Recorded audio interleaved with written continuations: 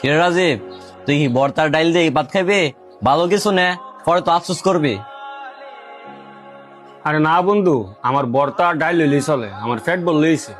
পেট তো ভরবই, বিল তোর তোর পকেটে যেত না, বিল তো আঙ্গুর পকেটে দেবো। সবসময় ফ্রিতে খেয়ে যাস, আজকে নয় ফ্রিতে খেয়ে যা। এনে রাজীব, এই আড্ডিটা খা। তুই তো আর বিল দিতি না, বিল তো আমরারে দিতে হইব। আর একটু কমায় খাইস, নাহলে তো আমরা লস হইব।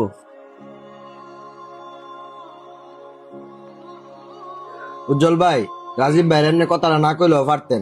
আমরা তো সবাই একসাথে ঘুরতেই আইছি। আরে শুধু ভাই, তুই এসব বুঝদি না। এই ফ্রিতে খাইতে খাইতে হের অভ্যাস হয়েছে গা।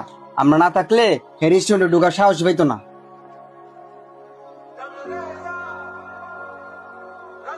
বন্ধু, আমি যদি আগে জানতাম আমি তোদের সাথে আইলে তোদের জুলুম হয়ে যাবো গা, আমি তোদের সাথে কখনোই আসতাম না রে। এই ধর বন্ধু, এখানে কিছু টাকা আছে, আমি যে টাকার খাবার খাইছি এ টাকায় হয়ে যাবে। এই টাকাটা হয়তো তোদের কাছে অনেক সামান্য মনে হইতে পারে, কিন্তু এই টাকাটা আমার অনেক কষ্টে কামাই করা টাকা। আর তোদের কথা শুনে আজকে মনে হইতাছে আমি তোদের বন্ধু কখনোই ছিলাম না, তোদের কাছে আমি হাসির পাত্র ছিলাম।